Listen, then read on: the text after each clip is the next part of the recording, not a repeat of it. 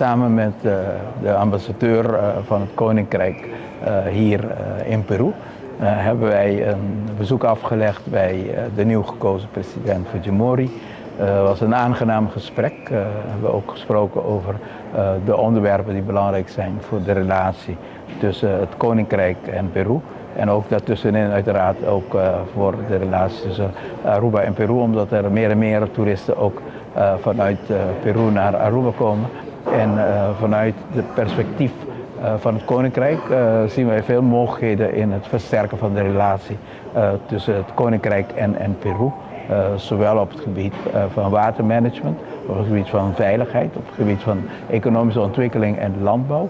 We hebben daarbij ook de mogelijkheid betrokken van een vestiging van Wageningen op Aruba, die eventueel ondersteuning kan leveren aan de ontwikkelingen hier in Peru. Wat een win-win zou zijn voor het Koninkrijk, voor Aruba en ook voor Peru. Dus we hebben inderdaad dit moment gebruikt om die relaties weer aan te halen en ook duidelijke nieuwe perspectieven voor de toekomst neer te zetten. Dus dat is een zeer productieve gesprek.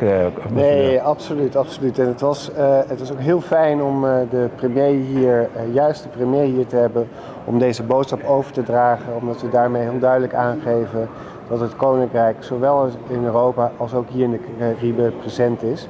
En het allerfijnste en leukste was dat de premier het in fantastisch Spaans ook dat gesprek voerde, wat die nabijheid nog duidelijker maakt.